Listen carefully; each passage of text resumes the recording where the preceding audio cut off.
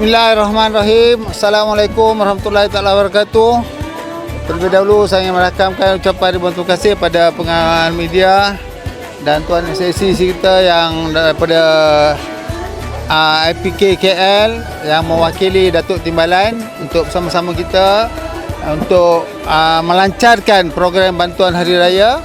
Dan pengkhususan hari ini adalah sebenarnya semenjak 2 tahun sudah kita share QR code. Tak ada lagi borang untuk permudahkan buat permohonan dan untuk proses juga. Dan setiap permohonan yang kita terima, kita tidak akan tolak. Lagi satu juga saya nak maklum di sini, bantuan yang kita berikan ni tidak kira agama, tidak kira bangsa. Sesiapa pun boleh mohon, baik Melayu, khususnya untuk orang Islam lah, untuk program bantuan Hari Raya ni. Tapi siapa-siapa saja yang datang memohon, kita santuni insya-Allah. Dan hari ini adalah kita boleh katakan pelancaran untuk program bantuan Hari Raya kita kali ke-32.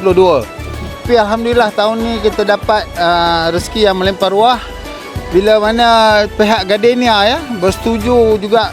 Kita alhamdulillah Gardenia bagi mi, bagi kaya, bagi mi kuning produk mereka untuk kita agihkan bersama dengan buah kurma yang pihak Tafiz sediakan.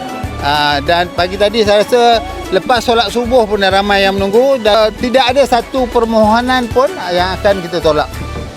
Sebenarnya isi borang ni buat syarat je, ya. Kalau hari ini 14 hari bulan Sabtu kita buat program ni dengan mengedarkan buah kurma dengan barang-barang produk daripada Gardenia tadi, dan juga kita share QR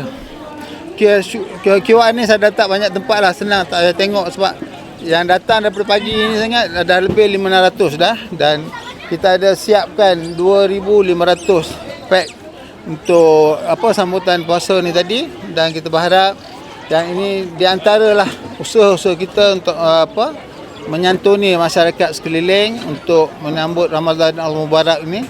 Dan saya berharap ke depan ni sebab kalau hari ini kita bagi QR code dan juga barangan yang saya sebut tadi, nanti insya-Allah pada 1 hari bulan Mac nanti hari Ahad,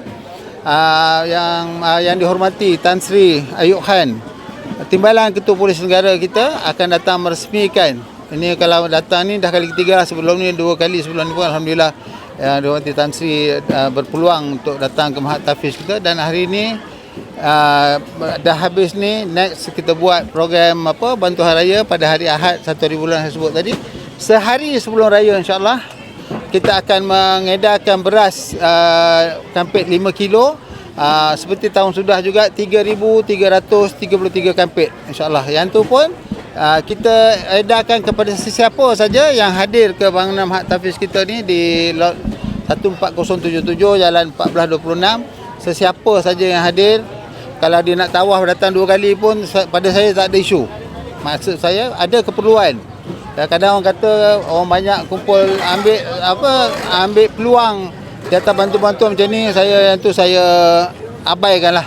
Pada saya orang menyumbang pada saya untuk kita agihkan bantuan ini, dan tugas saya adalah menjalankan amanah yang diberikan, itu saja insya-Allah.